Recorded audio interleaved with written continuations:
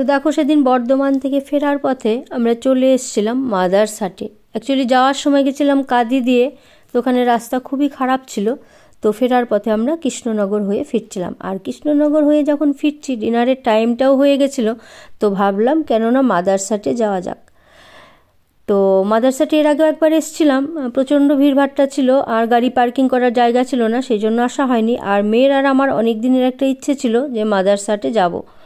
তো সেই সূত্রেই ভাবলাম যে আজকে আর সুযোগটা হাতছাড়া করা যাবে না। তো চলো ভেতরটা ঢুকে গেছি, আর অসাধারণ কিন্তু দেখতে মাদারসাট। অনেকেই তোমরা এসেছো, আর যারা আসোনি তাদের জন্য একবার পুরোটাই ঘুরিয়ে দেখিয়ে দিলাম। খুব সুন্দর, আর ভেতরের পরিবেশটাও খুব শান্ত, খুব সুন্দর একটা পরিবেশ। তবে এখানে এসে একটা জিনিস যেটা ভালো লাগলো সেটা হচ্ছে নিরামিষের খুব ভালো একটা ব্যবস্থা রয়েছে।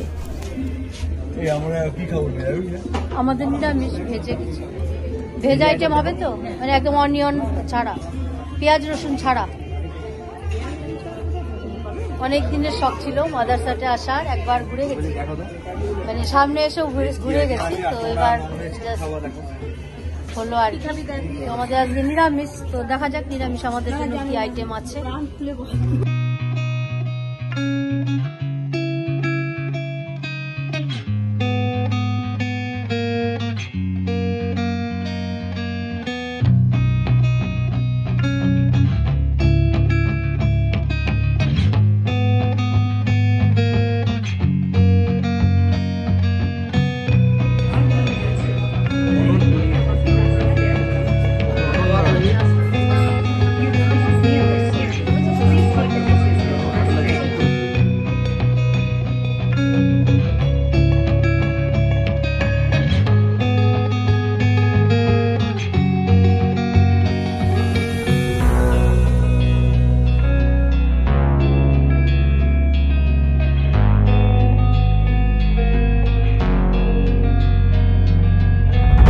এখানে এসে একটা নতুনত্ব লাগলো যে রোবটের মাধ্যমে খাবার সার্ভ করা হচ্ছে।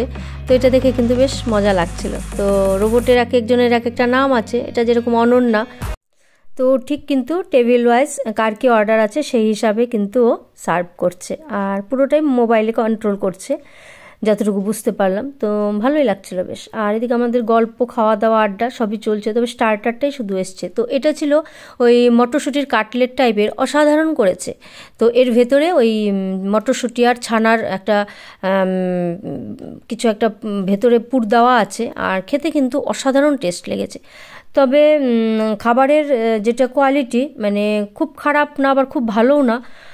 নিরামিষে ছিল ওই একটা মিক্সড ডাল ছিল, ডালটা অতিরিক্ত মিষ্টি করে দিয়েছিল, পোলাওটাও খুবই মিষ্টি করেছিল, আর ছানার কোপ্তা কারি নিয়েছিলাম, সেটাও খুব মিষ্টি। আমি আবার মিষ্টি খাবার খেতে পছন্দ করি না, খাবার খাবো একটু ঝাল ঝাল। সাথে ছিল ঝুরঝুরে আলু ভাজা, আর মোচার ঘন্টটা ছিল অসাধারণ। মোচার ঘন্ট খেতে খুব পছন্দ করি।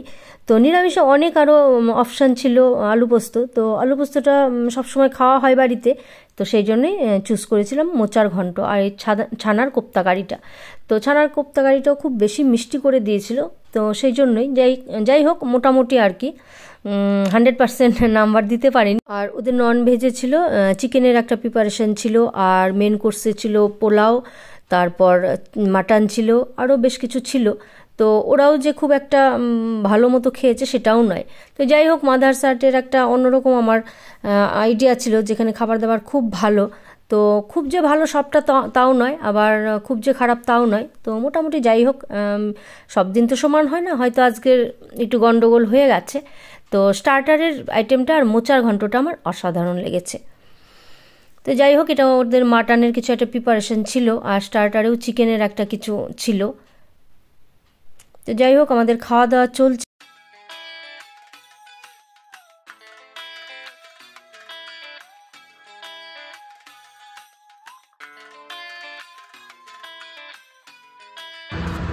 তো খাওয়া দাওয়া হয়ে গেছে, আর আমরা এবার কিন্তু বেরিয়েছি বাইরে।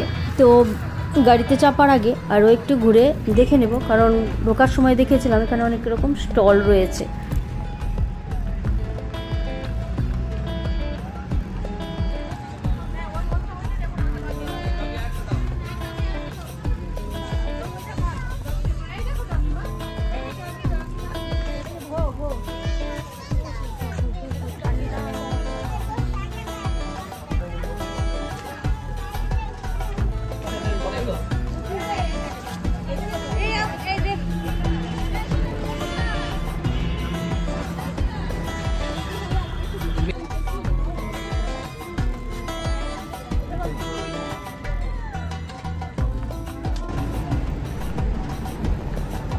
তো চলো এবার বেরিয়ে যাব, আর এবার গাড়িতে চাপবো। এখান থেকে মোটামুটি কিন্তু 1.5 ঘন্টার জার্নি আমাদের রয়েছে বহরমপুর পৌঁছতে। তো যাই হোক, আমরা 11:15 নাগাদ পৌঁছেছিলাম, আর এসে কিন্তু আর ভিডিওটা কন্টিনিউ করা হয়নি। আর সকাল থেকে আবার ভিডিওটা শুরু করলাম, কারণ তা না হলে কিন্তু ভিডিওটা খুবই ছোট হয়ে যাচ্ছিল। তো যাই হোক, দেখো আমার আর মেয়ের জন্য শেক বানিয়ে নিয়েছি, আর এটা হচ্ছে কুলফি ফ্লেভার। তো প্রত্যেকটা ফ্লেভারই কিন্তু খুব টেস্টি খেতে, আর শেকটা কিন্তু পারফেক্টলি বানাতে পারলে খেতে কিন্তু অসাধারণ টেস্ট হয়। তো চলো শেকটা খেয়ে নিই। হ্যালো বন্ধুরা, বলো তো এগুলো কি? এগুলো কি চিনতে পারছো? এগুলো কি? অনেকেই বুঝতে পারবে, এটাকে বলে লিট্টি। তো আমাদের বাড়িতে একজন দিদি এসছে, ওনার বাড়ি হচ্ছে ওই বিহারে। তো ঠেকুয়া বানিয়েছে, লিট্টি বানিয়েছে, তো খুব ভালো বানায়। তো খাচ্ছি, খেয়ে দেখছি কেমন হয়েছে। আর এই দেখো ঠেকুয়া বানিয়েছে, ঠেকুয়াগুলোও কিন্তু খুব ভালো হয়েছে। ঠেকুয়া খেতে কিন্তু আমরা প্রত্যেকেই খুব ভালোবাসি, তো ওনার হাতের জিনিস খুব ভালো। তো এই হচ্ছে ঠেকুয়া, আর লিট্টিগুলো একদম গরম গরম খাবো এবার।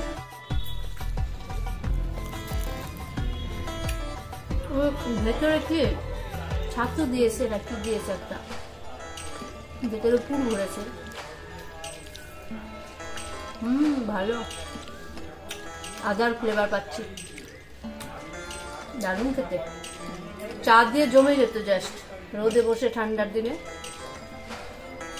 খুব সুন্দর খেতে। দেখো রান্না করতে চলে এসেছি, আর এটা হচ্ছে সিলভার কাপ বলছে তোমার দাদা ভাই, কিন্তু আমার মনে হচ্ছে না এটা সিলভার কাপ, ও ভুল বলছে। গ্লাস কাপ বলে একটা মাছ আছে, সেটা হবে হয়তো, জানো তো। যাই হোক, কিছু একটা হবে, তবে মাছটা অনেক বড় সাইজের ছিল, বেশ ভালো কিন্তু। তো আলু দিয়ে আজকে এটারই ঝোল রান্না করব। অনেক দিয়ে আলু দিয়ে ঝোল হয়নি অনেকদিন। এখন নুন হলুদ মেখে নিলাম, আর এদিকে তেল গরম হচ্ছে।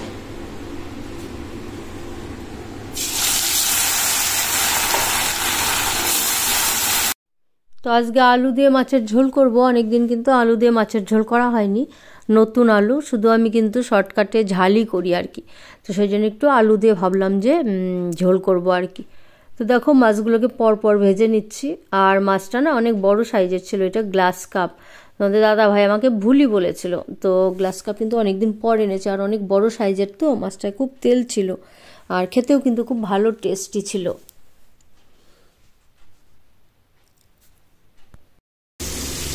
এরকম মশলাটাকে আমি রেডি করে রাখলাম।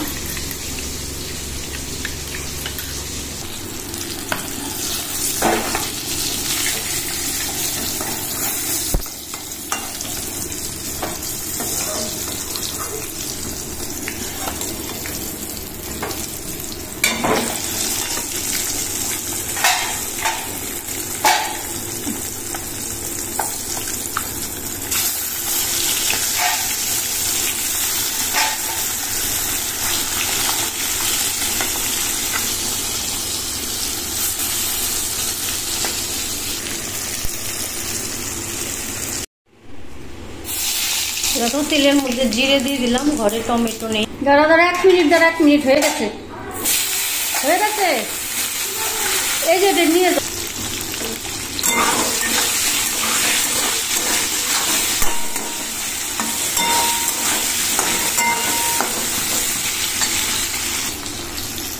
দিয়ে দিলাম পরিমাণ মতো নুন,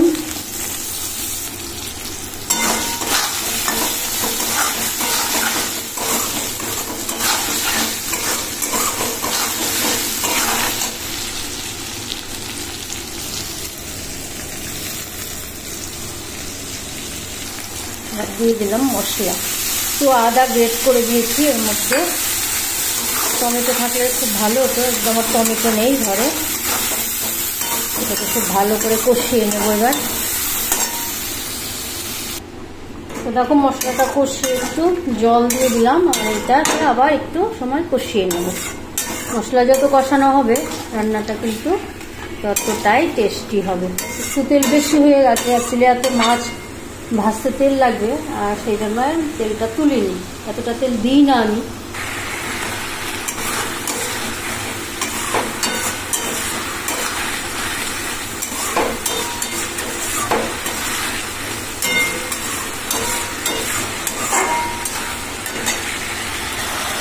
এবার ঝোল দিয়ে দিই।